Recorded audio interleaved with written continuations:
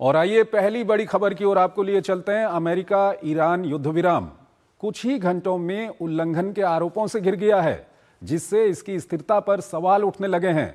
वहीं इजराइल ने लेबनान पर बड़े पैमाने पर हमले जारी रखते हुए सैकड़ों मिसाइलें दागी, जिनमें भारी जानमाल का नुकसान हुआ है।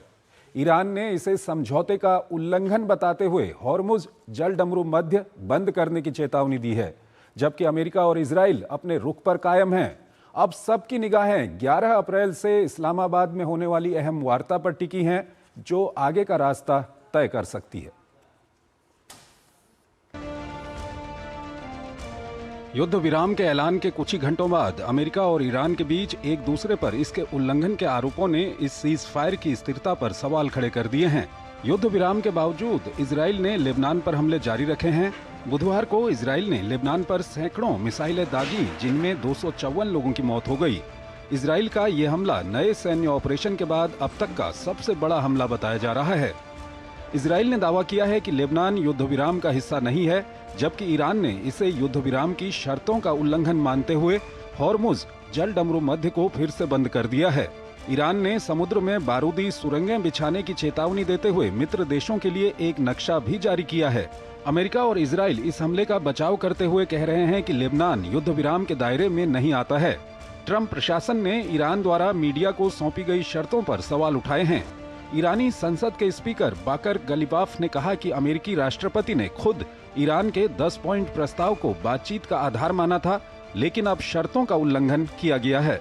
ट्रंप ने अंतिम समझौता पूरी तरह से लागू नहीं होने पर फिर से हमला शुरू करने की धमकी दी है। उन्होंने कहा है, जब तक कोई अंतिम समझौता नहीं हो जाता है, तब तक अमेरिकी सेनाएं या सैन्य जहाज ईरान के आसपास बने रहेंगे। ईरान के विदेश मंत्री अब्बास अराक्ची ने कहा कि अब अमेरिका को यह तय करना है कि वो युद्ध विराम बरकरार रखना चाहता है या नहीं। उधर बातचीत के लिए बाकर कलिबाफ के नेतृत्व में ईरानी प्रतिनिधिमंडल के आज इस्लामाबाद पहुंचने की संभावना है। वहीं अमेरिकी उपराष्ट्रपति जेडी वेंस ने दावा किया है कि ईरान ने वार्ता से पहले 3 अलग-अलग 10 पॉइंट प्रस्ताव भेजे। इन तीनों प्रस्तावों के कारण ये साफ नहीं है कि आगामी बातचीत किस आधार पर होगी। ये वार्ता 11 अप्रैल से इस्लामाबाद में शुरू होने की उम्मीद है। इस बीच इजराइल लेबनान पर लगातार हमले कर रहा है। इजराइल ने हिजबुल्लाह के प्रमुख नईम कासिम के निजी सचिव को मारने का दावा किया है। संयुक्त राष्ट्र प्रमुख और फ्रांस समेत कई देशों ने इजराइल की कड़ी निंदा करते हुए तत्काल हमले रोकने की अपील की है।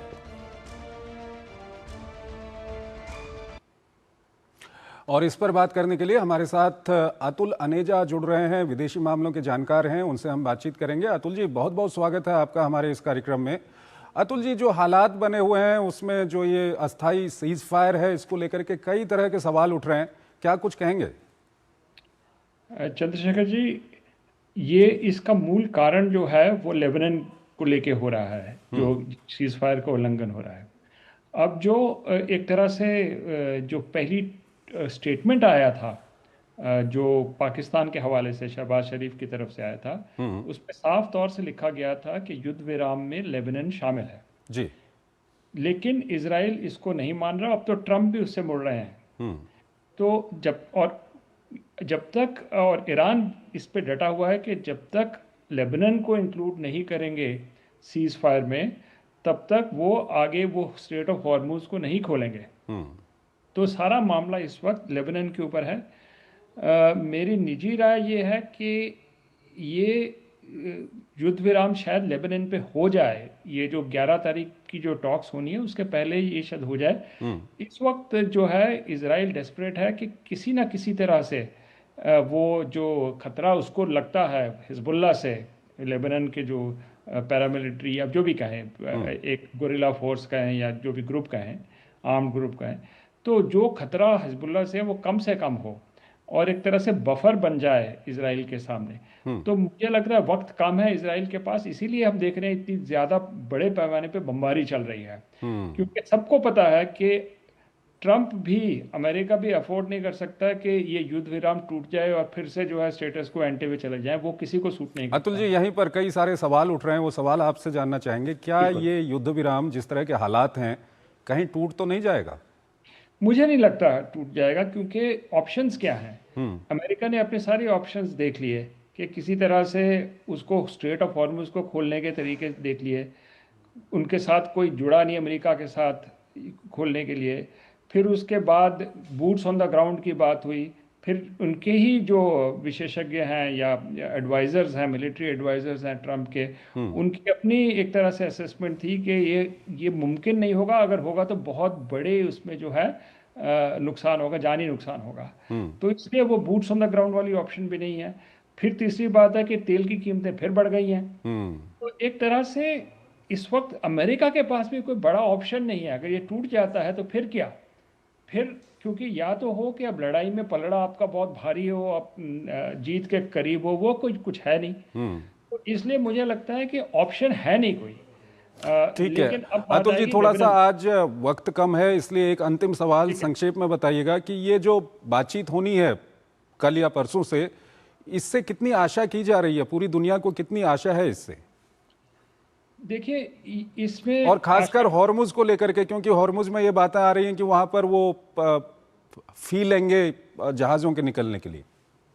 देखिए इसमें आशा मुझे लगती है कि आशा इसलिए क्योंकि जो ईरान के जो पॉइंट्स हैं वो पहली बार एडमिट होंगे। जहां पर जो प्रॉब्लम आएगी वो आएगी मिसाइल्स के ऊपर और यूरेनियम एनरिचमेंट के ऊपर। जी।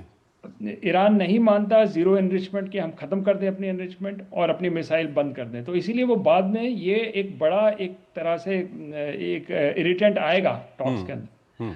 तो उस तक हम नहीं पहुंचे, लेकिन मुझे लगता है लंबी खींचेंगी ये टॉक्स। लेकिन ये इस वक्त क्योंकि ज़मीनी लड़ाई पे कुछ ज़्यादा ऑप्शंस नहीं है, तो हम पूरी तरह से डिप्लोमेसी के फेज़ में अभी हैं। और उसके लिए अपनी आप पोजीशनिंग हो रही है दोनों तरफ से भी। हम एक तरह से अपनी अपनी डोमेस्टिक कॉन्स्टिट्यूंसीज है उसको दिखाना है कि हम भाई हमारे ऊपर हमारी ताकत से ज़्यादा है। ठीक है, बात ये हो रही है। ठीक है। अतुल जी हमारे साथ बने रहिएगा, एक और महत्वपूर्ण विषय है उस पर अभी हम बातचीत करेंगे, लेकिन यहाँ पर हमको एक छोटा सा ब्रेक लेना है, एक छोटा सा ब्रेक।